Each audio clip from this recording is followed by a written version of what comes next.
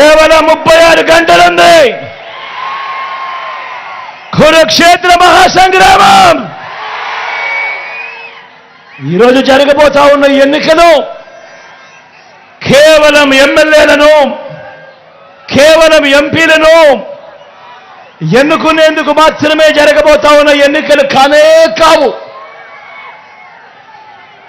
జరగబోయే ఈ ఎన్నికలు రాబోయే 5 ఏళ్ల మీ ఇంటింటి అభివృద్ధిని, పథకాల కొనసాగింపును నిర్ణయించబోయే ఎన్నికలు ఈ జరగబోయే ఎన్నికలు.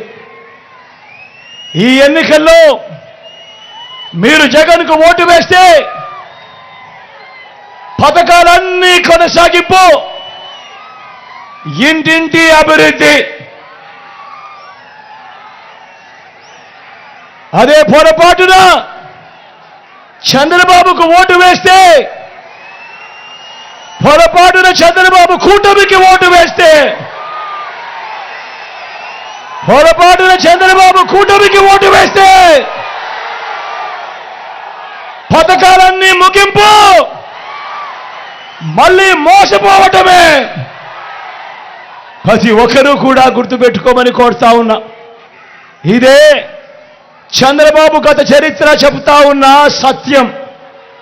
ఇదే మోసపూరిత వాగ్దానాలతో, సాధ్యం కాని హామీలతో చంద్రబాబు చేసిన మేనిఫెస్టోకు అర్థం.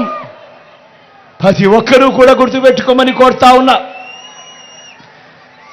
చంద్రబాబును నమ్మటము అనంటే కొండ చిలువ నోట్లో తలబెట్టడమే అన్నది ప్రతి ఒక్కరూ కూడా గుర్తుపెట్టుకోమని కోరుతా ఉన్నా.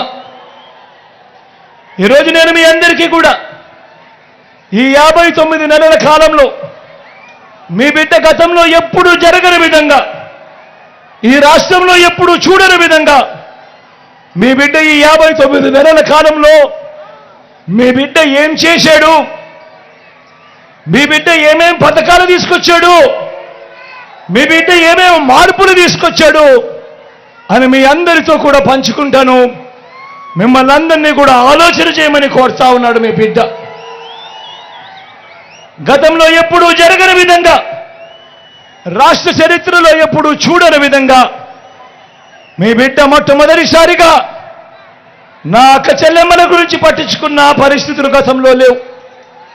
మొట్టమొదటిసారిగా మీ బిడ్డ గతంలో ఎప్పుడూ జరగని విధంగా నా అక్క చెల్లెమ్మల కుటుంబాల కొరకు వివిధ పథకాల ద్వారా మీ బిడ్డ ఏకంగా 130 సార్లు బటన్ నొక్కి ఏకంగా 2,70,000 కోట్ల రూపాయలు మీ బిడ్డ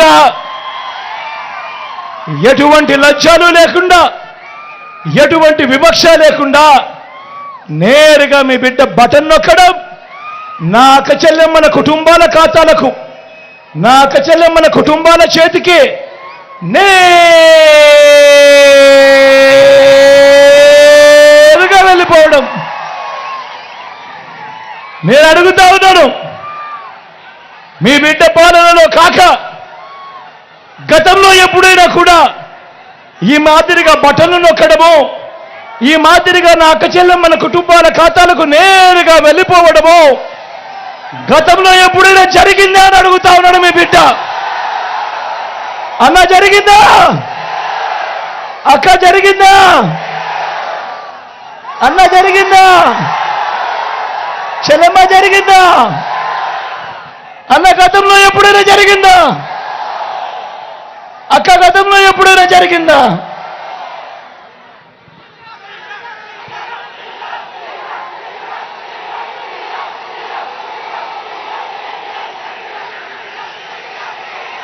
గతంలో ఎప్పుడూ జరగని విధంగా, గతంలో ఎప్పుడూ జరగని విధంగా మన రాష్ట్రంలో మొత్తం మీ బిడ్డ పాలన రాకముందు వరకు రాష్ట్రంలో మొత్తం 4 లక్షల ఉద్యోగాలుంటే, గవర్నమెంట్ ఉద్యోగాలు మీ బిడ్డ వచ్చిన ఈ 59 నెలల కాలంలోనే అక్షరాల ఇంతకు ముందు ఎప్పుడూ జరగని విధంగా, చూడని విధంగా మీ బిడ్డ మరో 2,31,000 ఉద్యోగాలు ఇచ్చాడు ఈ 59 నెలల కాలంలో.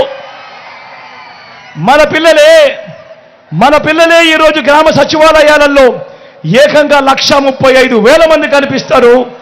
నా చెల్లెమ్మలు, నా తమ్ముళ్ళు ఈరోజు గ్రామ సేవలో కనిపిస్తా ఉన్నారు మొట్టమొదటిసారిగా. గతంలో ఎప్పుడూ జరగని విధంగా, రాష్ట్ర చరిత్రలో ఎప్పుడూ చూడని విధంగా మొట్టమొదటిసారిగా, ఇంతకు ముందు ఎప్పుడైనా కూడా మేనిఫెస్టో అనే దానికి అర్థం ఎప్పుడైనా కూడా ఎవరైనా కూడా ఏం కనిపించేది? ఎన్నికలప్పుడు మేనిఫెస్టో అని చెప్పి రంగురంగుల కాగితాలతో ఇచ్చేవాళ్ళు, రంగురంగుల అబద్ధాలు చెప్పేవాళ్ళు, పేదల ఆశలతో ఆడుకునేవారు, అబద్ధాలకు రెక్కలు కట్టేవాళ్ళు. ఎన్నికలైపోయిన తర్వాత మేనిఫెస్టో చెత్తబుట్టలో వేసేవాళ్ళు. మేనిఫెస్టో ఎక్కడుందంటే కనిపించే కార్యక్రమం కూడా ఎక్కడ ఎతికినా కనపడదు. మొట్టమొదటిసారిగా సాంప్రదాయాన్ని మార్చాడు మీ బిడ్డ.